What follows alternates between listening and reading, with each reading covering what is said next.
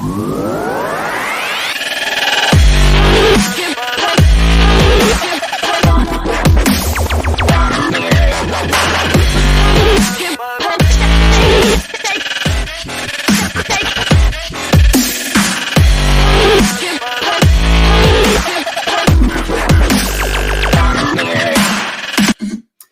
right. Well, good morning, everyone, and welcome to today's Exploring by the Seat of Your Pants event.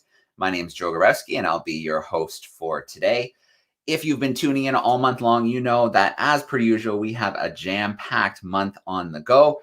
It started off about 40 events, and I think it's grown to 60 live events this month. So still lots you can join in this month. If you visit exploringbytheseat.com, you can see the link down there. All kinds of events. You can sign up and register to tune in live, tune in afterwards, all kinds of ways to join the action with your classrooms. So we have a really special event today. I'm really excited to be connecting with Dr. Ellen Stofan today. She has more than 25 years of experience in space administration and planetary science. So before she became the director of the National Air and Space Museum, she was previously chief scientist at NASA, serving as a principal advisor to the administrator on science programs and strategic planning. She's also held senior scientist positions with NASA's Jet Propulsion Laboratory, including work on missions exploring Venus, Earth, Mars, and Saturn. So I'm going to bring Ellen in live with us right now. Here we go. Hey, Ellen, how you doing today? I'm doing great. How are you all doing? And I'm so excited to see all these kids here today. I can't wait to talk to you. All right, awesome. Well, we're excited for a great event. We've got classrooms from across North America hanging out with us today. I'm going to let you take over for a little bit, Ellen. And then I bet they're going to have a lot of questions for you. Okay, awesome. It's really nice to see you all here today. And I'm going to share my screen and we can get started. And I'm trying to talk to you a little bit about all the cool science we do at the Smithsonian. But then I really want to leave a lot of time for questions. So let me keep going. Here we go. So I am, as he said, I work at the Smithsonian. I am going to talk to you about all the cool science that we do at the Smithsonian. Some of you might, when you think of the Smithsonian, might just think of museums, but I think it's much more than that. And we're going to be talking about that today. So I wanted to start by telling you a little bit about myself. So I'm a geologist, which means I study rocks. And when I was a kid growing up, and that's me with my mom and dad and my older sister, growing up a really long time ago in Ohio, my dad was actually a rocket scientist. So he worked for NASA and he was in charge of rockets there and was helping them develop new rockets. Now, this was the 1960s when we were still trying to figure out how to make rockets work. And so the first launch I went to down in Florida, I was 4 years old. And that's what happened. That top center photograph there is that rocket launch that I went to. And the rocket blew up on the launch pad. It was pretty dramatic. And that's why I remember it, even though I was only 4. But I still was really interested in rocks. I like to pick up rocks. I like to read about scientists.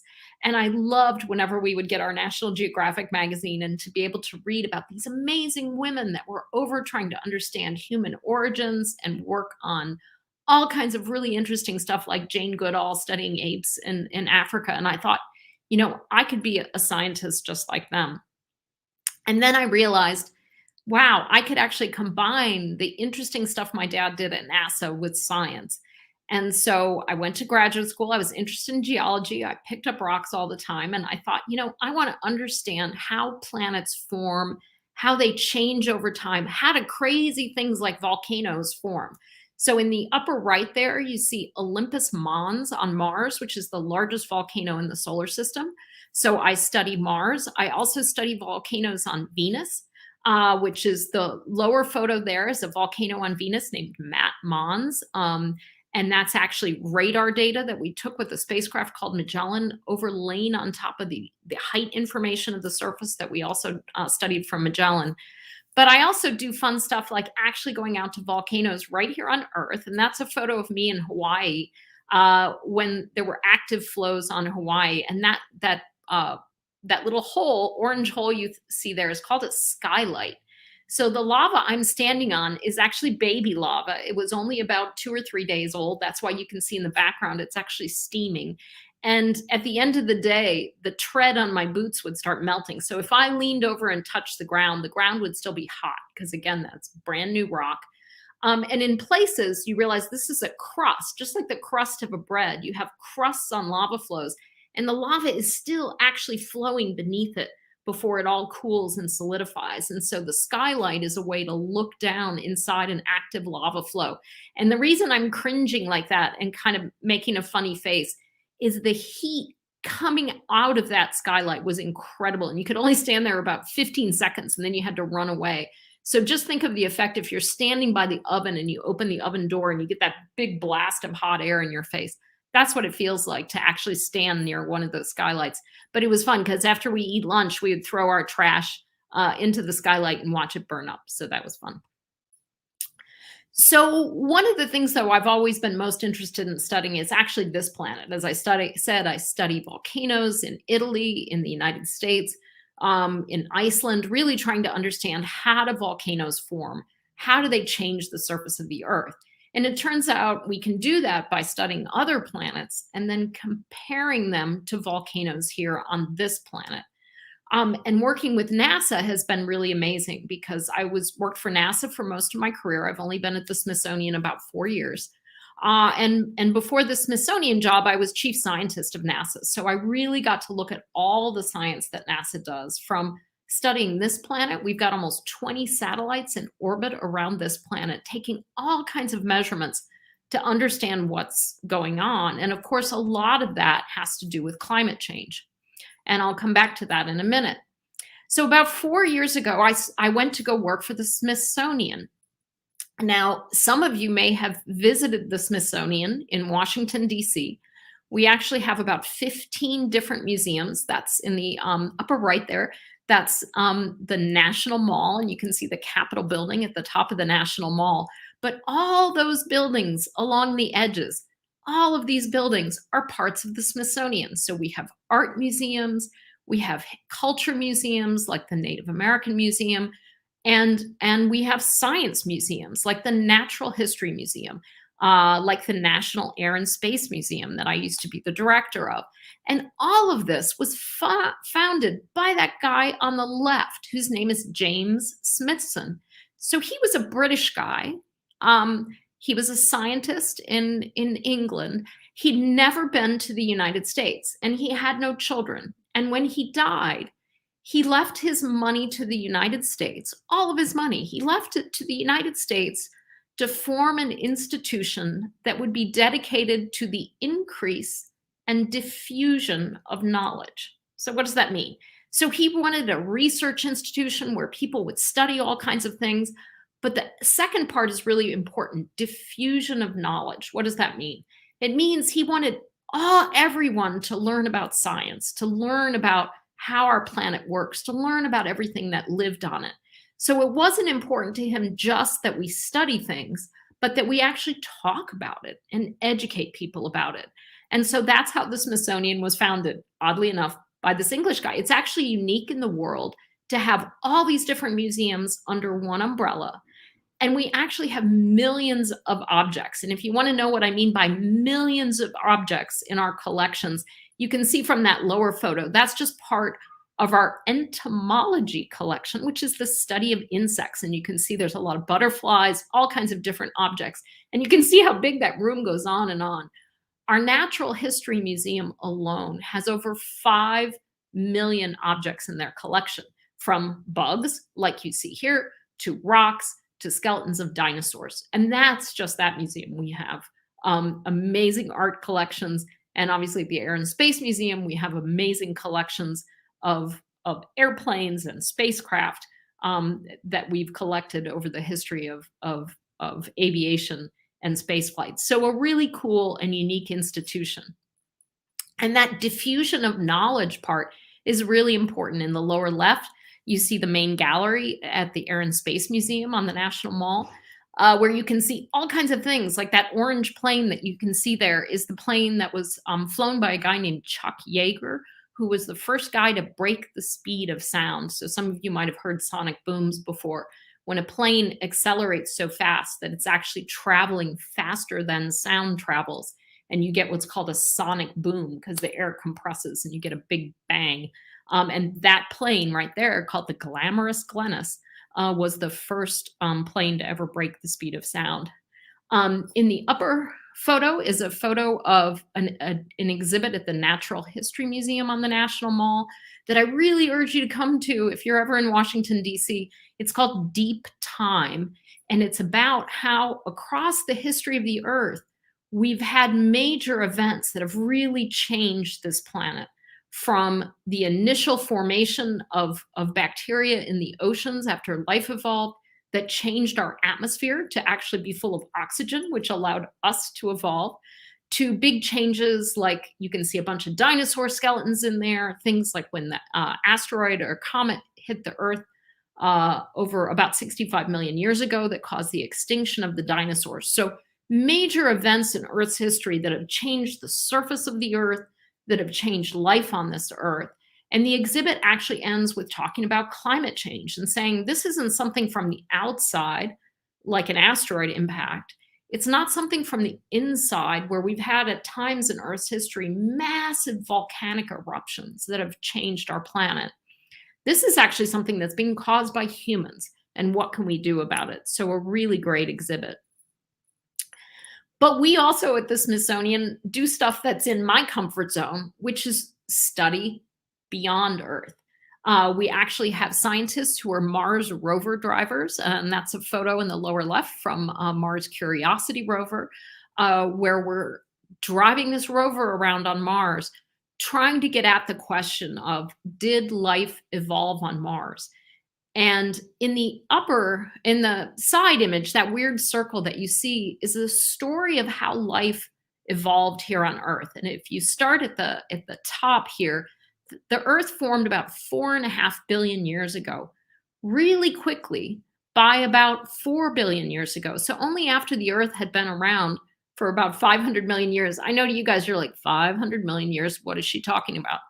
In Earth's history, that's a really short amount of time. So really soon after the Earth formed, life evolved, but it stayed in the oceans all the way around to here. In fact, it's way over here. That life finally, you can see here, it says first vertebrate land animals, right over here. So most of Earth's history, life stayed in the oceans, and it was pretty simple in form. But we know water was really important to the evolution of life here on Earth. So when we go to other planets and we want to say, how common is life in the universe? How common is life in our solar system? Mars is super interesting to us because we know from studying all these cool rock layers that you can see from things like the Curiosity rover, now from the Perseverance rover that's on Mars. We know from those rock layers that back around this same time period, between about 4 billion years ago to about 3.5 billion years ago, that area at Mars that you're looking at there, that area was covered with water. So right when life was evolving here on the Earth in the oceans, Mars had oceans too. And so scientifically, you say, well, if the conditions were so like this on Earth, the conditions were the same on Mars, maybe life also evolved on Mars. And so that's what NASA's doing with a lot of these spacecraft. It's looking for clues, it's looking for signs, it's making measurements. And that's why we keep sending so many spacecraft to Mars, because our questions get more complicated. We have to develop new spacecraft and go try to answer those questions. The most fun thing is we also think there could be life on some of the moons of Jupiter, especially a moon called Europa. And then there's moons of Saturn called Titan and Enceladus, where life also could have evolved. So lots of places to go in our solar system. If we find evidence of life on all those places, it makes us more optimistic that beyond our solar system and planets around other stars in our galaxy or in other galaxies, maybe there could be another planet like Earth that has water on its surface, that has an atmosphere where the temperature is about just right, where life could also be common. And so the telescope that you see in that funny looking building, it's actually a telescope or a rendition of a telescope that the Smithsonian is a partner in that's being built down in Chile, in South America. And this telescope is called the Giant Magellan Telescope. And it's actually going to have instruments on it that are going to measure the atmospheres of planets around other stars. Now, what can you learn from that? How does that help us? Well, think about our own atmosphere, how important it is that there's oxygen, which we breathe and supports life here on Earth. When we breathe out carbon dioxide. And most of you probably know from animals on Earth, like cows, we get a gas when they burp. We get a gas called methane. Now, you can get those gases from non-life things too, but the Giant Magellan Telescope is going to be looking for those kinds of gases to say, can we find gases and atmospheres of planets around other stars that would tell us not only is that planet potentially habitable, but could it actually be inhabited? And so we're really getting close to answering this question. In fact, I've predicted publicly before that I think during you all, by the time you're 20 or 30, we will know, did life at least potentially evolve on Mars and on maybe on some of those other planets in our solar system. So incredibly exciting time. I'm also involved in a mission called Dragonfly, which I talked about, one of those moons of Saturn called Titan. And this is a mission that's going to launch in about 6 years. And it's going to go to Titan. And you can see it's a little drone. It's an octocopter, which means it's got 8 of those little spinny things. You can only see 6 here, but there are actually 8 of them. Propellers on it. And it's going to fly around on Titan and make measurements. Now, Titan is super cold on the surface. But it actually has lakes and rivers and it rains. But because it's so cold, that rain is not water. It's actually liquid methane and ethane. So basically liquid gasoline is the water on that planet. Mind blowing, right? And so we have a big question. Does life need water or does it just need a liquid? And the Dragonfly mission is going to help study that. I also wanted to show you this super fun image, which came from our Smithsonian Astrophysical Observatory up in Cambridge, Massachusetts. And this is from a telescope, a series of telescopes around the world that joined together to image things beyond our galaxy. This is actually an image of a black hole. Now, most of you probably have heard of black holes. It's where it is massive amounts of gravity. It sucks in matter around it. So that orange ring you see around, the black hole is in the center, the orange ring you're seeing is the material that's being heated up as it's being pulled into the black hole, and you get that circular image. So really exciting. And we're looking forward in the future to actually getting movies of black holes so we can see how they change over time. And I know, since I'm not an astrophysicist, I'm a rock person, when I got to NASA, I was really amazed, because when I was your age, people didn't know if black holes were real. Scientists had said, there should be black holes, and the science tells us that, but they hadn't actually found evidence of them. And so when I was in my 20s, they actually found the first evidence of a black hole. And now here we are, and we're actually imaging a black hole, but we're also learning things like black holes can collide, they can run into each other. There's little black holes, there's giant black holes, and there's black holes at the center of most galaxies. And so we really wonder, does it take a black hole to bring in material to form a galaxy? Or do they form because there's a galaxy there? We don't know. Lots of exciting questions that we're going to be addressing with a new telescope being launched by NASA called the James Webb Space Telescope. So I had to put an image of a panda in because we have pandas at the Smithsonian. We actually have the National Zoo, and we have 2 pandas. And this is our baby panda, who was born about a year ago. So he's about a year old. He's super cute. When I was at the zoo about a month ago, he had climbed way up in a tree, and I'm like, oh my gosh, what if he falls out? And they said, oh, don't worry, he's pretty good at tree climbing. They eat a lot of bamboo. They're super fun, and so we have a partnership with China because they loaned us a panda. And pandas are an amazing success story because pandas were on the verge of extinction. There were not that many pandas left. And China put a huge effort into breeding pandas, sending them around the world, to various zoos around the world who really engaged in trying to figure out how do we get the population numbers up so we can have more pandas, reintroducing pandas into the wild that were bred in captivity. And because of that, the numbers of pandas now in the wild, they're basically on the verge of not being on the endangered species. So this is an example of where humans caused the numbers of pandas to fall really low because we went in and started living where they lived. We killed them, especially because of their fur.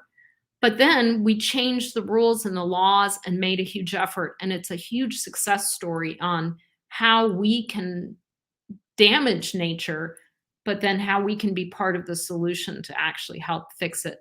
But most of all, pandas are just super cute. This is another success story that we're working on at the Smithsonian. The map in the bottom there is of most of the state of Montana.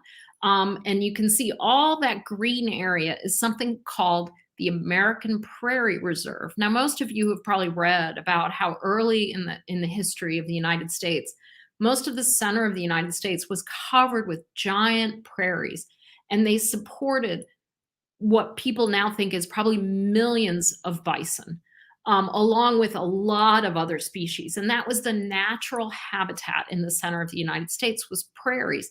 That prairie grass that you see helped hold down the soil. It was a really rich environment for lots and lots of different animals. Then humans came in, and we put bison almost at the level of extinction, along with a lot of other species that inhabited that prairie. We turned a lot of it into farmland, and people encroached. Well, the American Prairie Reserve is another great success story the Smithsonian's involved in. And you can see that bison, he's got a collar on. And so we're tracking them. We let them wander across that huge, large area to try to understand better how much space do they need? How much do they move? How can we protect land and understand where they go so that we can set up wildlife corridors for them to actually thrive, not just in captivity, but actually now in an area where they can be free. We've also introduced 2 other species that were on the brink of extinction back into this region, a fox and another little weaselly type animal. So we're really trying to say, can we take areas where humans have come in, again, just like with the pandas, and caused huge, endangered different animals to the point where they're almost going to go away completely, and we help restore them. We're also, unbelievably enough, doing this in Panama. Some of you have probably heard about the Panama Canal that the United States built. It's the way we get between the Atlantic and Pacific Oceans. It's still being used today for shipping. Because otherwise you'd have to go all the way around the tip of South America. Otherwise you cut through Panama. Well, the Smithsonian in the early 1900s, when they went down to basically build the Panama Canal, the Smithsonian went down to do a survey of the area and to understand the wildlife and ecology, and we've never left. So we've been in Panama for about 100 years. We have a huge number of research institutes down there. We're the largest tropical forest institute in the world.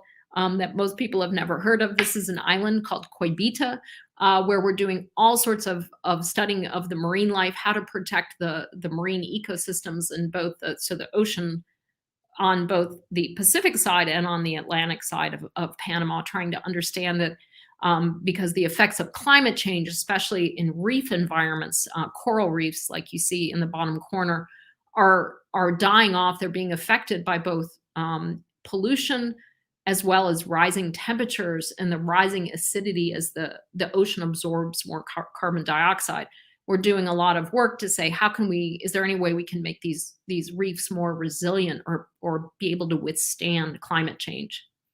We're doing the same thing with forests, where we're studying how can you get forests to store more carbon? How can you get areas that have been deforested, all the trees cut down, how can you reforest them, plant trees in a way that pulls as much carbon dioxide as you can out of the atmosphere and brings animals, birds, frogs, insects back, makes the soil healthy and really a much better place. So we do that both in our research institute in Panama, as well as a research institute we have on the Chesapeake Bay in Maryland. So we're in both areas. We're really looking at forests in all kinds of different environments around the world with a program called Forest Geo. that we really try to understand, how do we protect forests, how do we regrow forests, and how do we do it in a way that makes them tough to climate change, but helping climate change. I wanted to talk to you just a little bit about one of the things that we're really thinking about in our museums, and that is, when you go to a museum, you might learn about something like the Wright brothers, right? The first people to fly. Or you'll learn about different scientists. In our art museums, you see different artists. But we really started thinking about, whose stories are we telling? And are we telling stories of everybody? Or are we only telling stories about certain types of people, mostly men? Because obviously men have done a lot of cool stuff. So we need to tell those stories. But we also can't forget to tell stories about all the cool things that women have done, that African Americans have done, that Hispanic Americans have done. And so in the upper left there, that's Amelia Earhart. And Amelia Earhart was the first woman to fly a plane across the Atlantic Ocean. We have her airplane, one of her airplanes, she had many, that at the National Air and Space Museum. It's my favorite artifact. It's this cheeky red airplane, and she had to be like that to fly, because people at that time said women shouldn't fly. The woman in the top center got her pilot's license before Amelia Earhart did, and most people haven't heard of her. Her name is Bessie Coleman. She's the first African American to get a pilot's license. She had to go to France to do it, because flight schools in the United States, this was the 1920s, flying was still really new. They wouldn't take women, and they wouldn't take African Americans. So 2 strikes against her. So she went to France, she got a pilot's license, and she came back to the United States and was a barnstormer. She would fly in air shows around the country. Totally cool story. Bessie Coleman, you should know her name. On the far right there, it's Mae Jemison. She's the first African American woman to fly in space. Below her is Katherine Johnson. So some of you might have seen the movie Hidden Figures that told the story. Katherine did all the math that helped the early United States spacecraft programs, mostly the Mercury program. John Glenn, the first American to orbit the Earth. Katherine Johnson did all the math that allowed us. Math is actually cool. I hate to break it to you. You have to do math to figure out, how do I launch a rocket off the surface of the planet, make sure I know where it's going to end up, make sure after somebody goes around the planet that I'm able to predict when they come back to the surface of the Earth exactly where they're going to land. Now, that's a lot of math. Katherine figured out how to do it. Really cool. The next woman over is Ellen Ochoa, who was the first Hispanic American woman to fly in space, and a good friend of mine. She's amazing. And the far left corner there, those are the Tuskegee Airmen, which were the crew of African American aviators who flew in World War II and really helped us with that. So huge contributions, cool stories. Everyone should know these stories as much as we know the stories of Charles Lindbergh and the Wright Flyer. So I'm going to stop sharing my screen, and I'm hoping you guys have lots of questions, because I like to answer questions. I obviously talked a lot. Climate change, space, this, pandas. So we can go anywhere you guys want to go. Awesome, Ellen. That's great. While you were sharing with us, I pulled together a really quick Kahoot quiz. We've been doing Kahoot quizzes during our events. They're interactive and fun. Classrooms love to take part. So I'm going to pop that up right now before we start our Q&A action, to let our students get a little interactive with us and see how well that they were paying attention. So I'm going to pop a banner up right now. Here we go, kahoot.it. If you head over there, it's going to ask you for a PIN number, and I'm going to share one with you momentarily. If you are lucky enough to have one-to-one technology at your desk, obviously you can join that way. If not, your teacher can pop it up at the front of the room, and you guys can shout out your answers for him or her. So let me share my screen here, and let's get this Kahoot going. Here we go. All right, there we go. There is our PIN number for today. I'll give a few seconds for some students to come and join us. 892-1429, and then we will get the Kahoot rolling and see who comes out on top.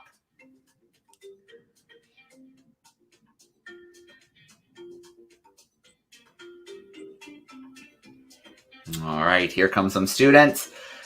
And as mentioned too, classrooms, you can pop it up at the front of the class if there is no one-to-one technology at the desks. You can do it together. So a couple more seconds and we'll get things rolling. Reminder, it's going to be 5 quick questions today, 20 seconds for each question. The quicker you get the right answer in, the more points you're going to get. If you get the wrong answer, but you did it really fast, we got nothing for you. So we want that right answer and we want it as quick as you can.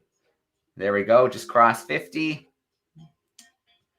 Give maybe 5 more seconds. I'm going to take us live. All right, here we go. First question coming up.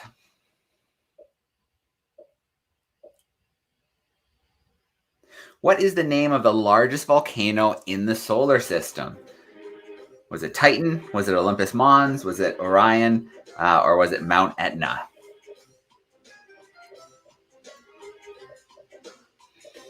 A couple more seconds.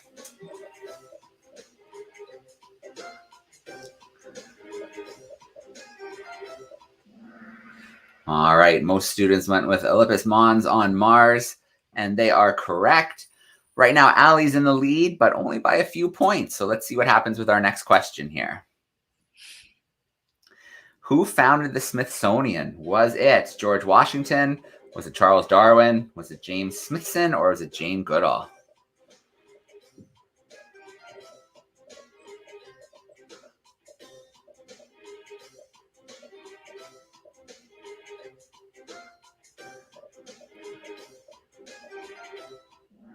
All right, couldn't fool the students. Most went with James Smithson. And did that change our board? Allie's still holding down the lead. Our next question. About how many objects does the Museum of Natural History have? Was it about 5 million, about 1 million, about 10 million, or about 12 million?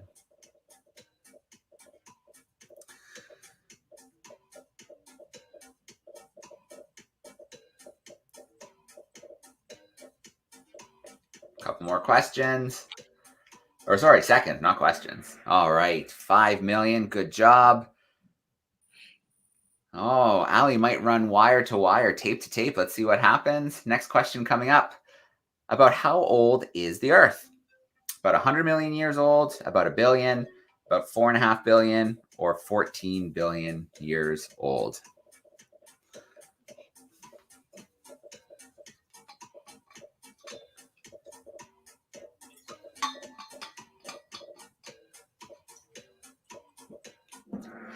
All right, most went with about 4.5 billion years old. Allie holding on strong. Final question, anything can happen. This is a true or false. Did Mars have oceans in the past?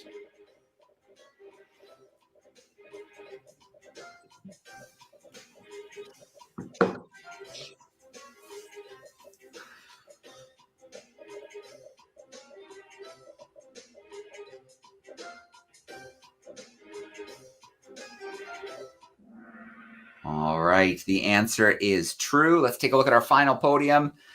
Third place, we've got Mickey or Mikey. Second place, Olala, good job. And what happened? Number 1 spot, Allie held it right from start to finish. All right, very cool. Well, good job, everyone. I can see we were paying attention. Good stuff and great answers. I'm going to stop my screen share here and bring Ellen back. There we go. All right, Ellen, what do you say? Let's do a little Q&A action. Okay. Perfect. So if you're tuning in via YouTube, use that live chat and send us in some questions. But let's take our first trip. Let's go to Austin, Texas. We've got some grades 6, 7, and 8s hanging out with us. Let's bring them into the call. Hey, Texas, how we doing?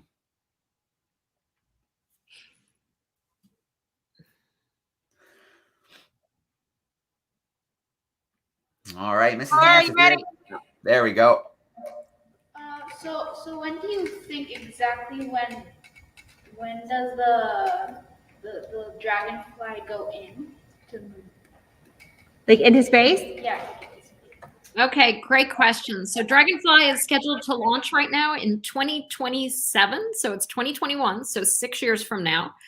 But it's not going to get to Titan until 2033 or 34 because Saturn is super far away. So we've got to fly all the way to Saturn. And the way we do that is first we fly around, we go out towards Venus, we come back, we fly around the Earth, because that gives you what's called a gravitational boost or a sling. Think of a slingshot. When you pull back a slingshot and then you let it go, that stone flies forward. Well, we do the same thing with spacecraft. If we bring them around the Earth, it's like pulling back on a slingshot, and then we send them towards Saturn and they get a little burst of speed, and that helps us get to Saturn faster. Otherwise, it would take about 9 years to get there. This way, it takes 5 or 6 years.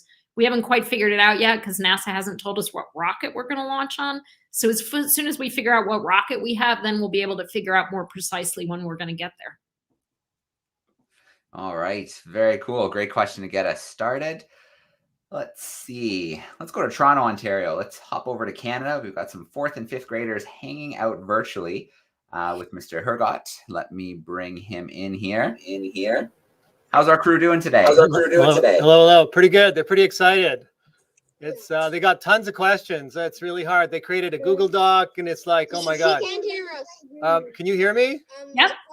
Okay. You can't hear you, Mr. So the so one of the questions is, okay, are there actually? Well, there's 2 questions. One, why are black holes in the center of the universe? That's one. And then the second one is, do we have any evidence of aliens in other galaxies? Okay, great question. First one about black holes. Black holes aren't at the center of the universe. They're at the center of galaxies. So galaxies are big groupings of stars. And some of you might have seen a photo of our own Milky Way galaxy, which is a spiral galaxy. So it's got these beautiful arms. It's really pretty. Look up a picture of the Milky Way galaxy.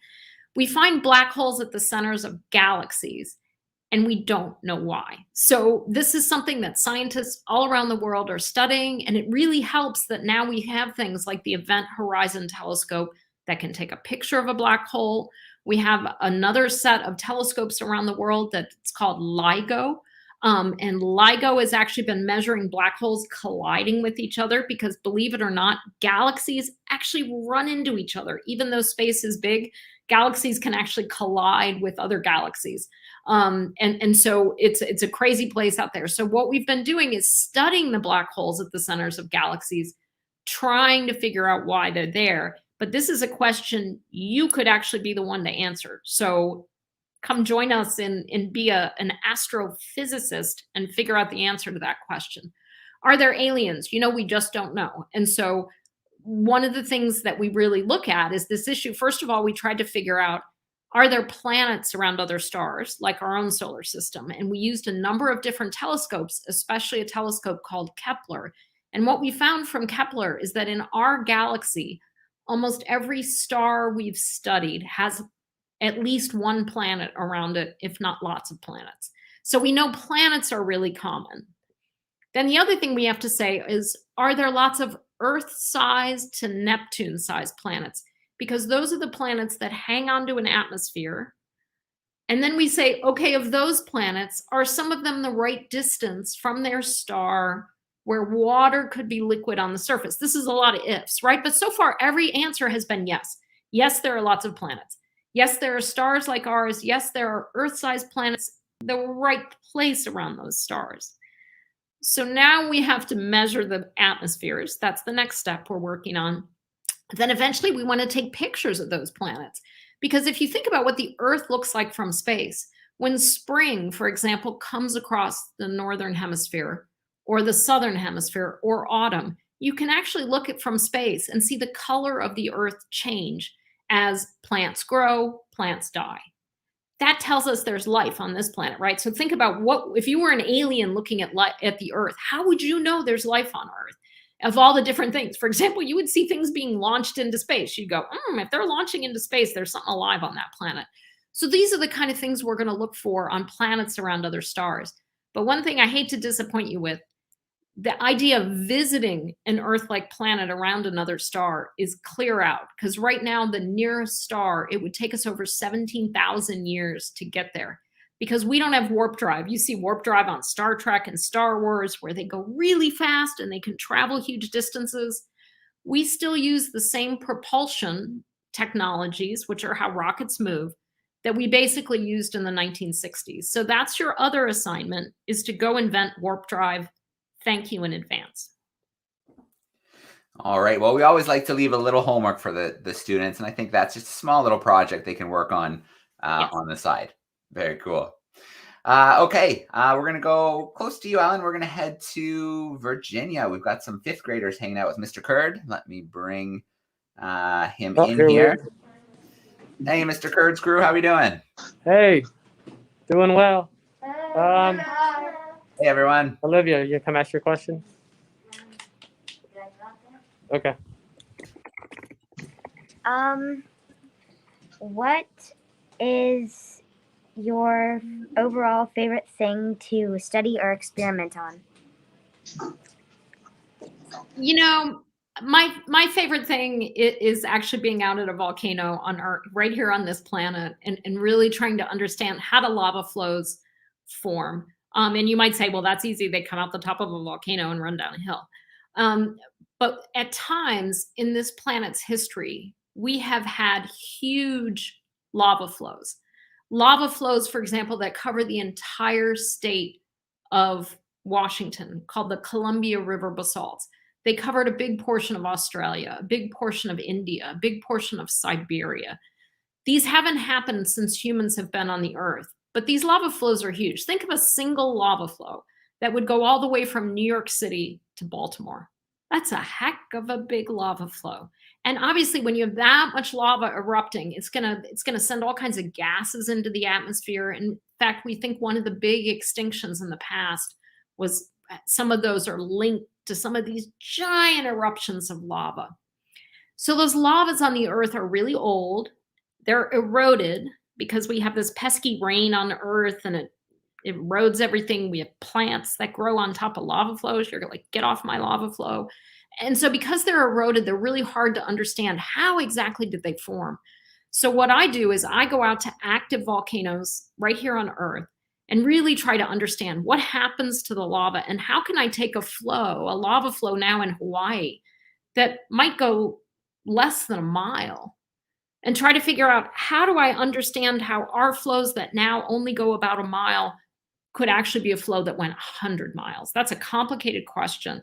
And those are the kind of questions that I really love. But I have to tell you, going out and hiking around on a lava flow where you can burn your trash in the flow, it's just really fun. Scientists actually get to have all the fun, I have to tell you. So if you're trying to think, what could I do when I grow up that would be fun?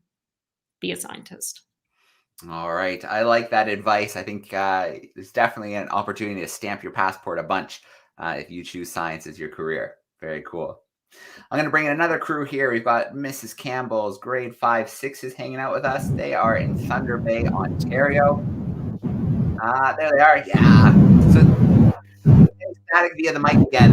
Mrs. Campbell, if you want to stop in the private chat, I'll make sure that I work those. I'm going to tuck you away, and I'm going to grab another crew. We're going to go to Miss Foster's group, 7 and 8s in Tuscaloosa, Alabama. Let's bring them in. There they are. Hey, Alabama. Hello.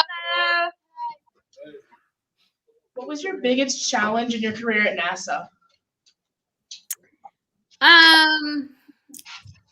You know, I used to not be able to talk about this without crying. It was such a disappointment. It was such a failure. And, you know, all of us in life, we try things. Maybe you think you're going to do really well on a test, and then you don't do well. And you're really disappointed because you thought, I was going to do well at this.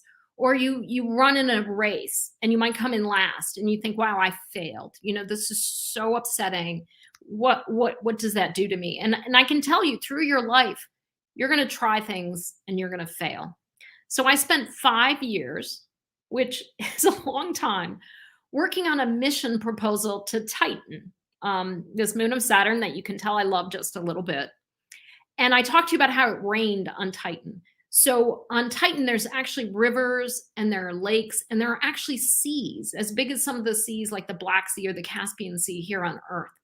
And I worked for 5 years on a big proposal. I was the lead of the proposal to send a boat, a floating probe, to land on those seas to see, could anything be living in those seas? Could we study them? And we could only go in a narrow window because of complex geometry between Saturn and the Earth. And we proposed to NASA. We won a first phase of the competition, so it got narrowed down to 3 missions. So we spent another 8 months refining it and getting ready. And I was so excited. I was like, I'm going to send a boat to sail on an alien sea. How cool is that? And we lost in the end. We lost the competition. We lost to a mission called InSight that's on Mars right now, measuring things. And I was so disappointed. I was like, could I have done better? Was this my fault that we lost? It was so disappointing. And I'm like, my career is over. I've lost this mission. And about 6 months later, I got a phone call and they said, do you want to interview to be chief scientist of NASA? And I was like, what? And I went on to be chief scientist of NASA. And now I have these positions at the Smithsonian. And now I'm on Dragonfly. So we are going to get to Titan. It's not my boat, but we're still going to get back to Titan. So I think whenever you fail, think about, how do I pick myself back up again? How do I learn from my failure? I'm still disappointed. I'm still really sad about my boat. You're never gonna, you never totally let go of those things, but you say, how does this make me stronger? How does this make me better? All and right. we all fail. Don't feel like I'm the only one who fails. We all fail. We all learn from it, and we keep going. Absolutely. I love that message. We get to talk to hundreds and hundreds of scientists and explorers every year, and they all have that message. There's times when things just don't go your way or blow up in your face, but it's the choices you make afterwards that are really important, what you learn from it. Very cool. Miss Hanlon's crew, we need to get to your classroom. They are in New Jersey, Freehold, New Jersey. Where are they hiding? There they are. All right. Hey, everyone.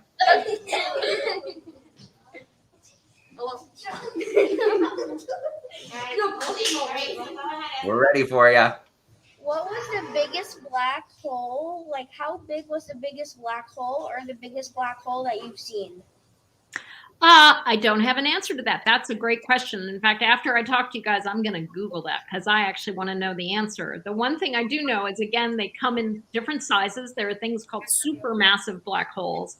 And you know what I learned when I was at NASA that really confused me is one day I got that one of the astrophysicists showed me an image, and he said, this is material coming out of a black hole. And I said, whoa, hold the fort there. I thought black holes were things that sucked all the material in. How can something come out? And they said, well, sometimes if a black hole approaches an area where there's a lot of stuff, stars, planets, dust, and it starts sucking everything in, and it can't all fit. So some of it comes spewing back out. So think of, like, if you're stuffing a piece of birthday cake in your mouth, and it's not all fitting, and oh, this is gross. Some of it's like coming out of the sides of your mouth. That happens at black holes too. How cool is that? Black holes, they spew because they can't fit everything in at once. I just thought that was the coolest thing I've ever heard, and kind of gross at the same time. All right. Very cool. That's a great question. And barfing black holes, who knew? Very cool. All right. Well, our crew, Miss Campbell's class, got a question into us. They're wondering, oldest volcano on Earth. What's the age of the oldest volcano on Earth? You know, we found evidence of volcanoes that date back to a time period called the Archean, which you probably don't remember on that chart, but that's dating back to about 3.5 billion years ago. We know there was volcanic activity back then. Not so much a volcano, but we can find in the rocks. We know that they were extruded or erupted out onto the surface of the planet. So there's evidence of volcanic activity that goes all the way back. And in fact, we also have from theory that when planets first form, so let's go all the way back to 4.5 billion years ago when the Earth was just forming, you've got all these comets and asteroids, what are called planetesimals, or kind of baby planets that were whacking into each other to form a planet.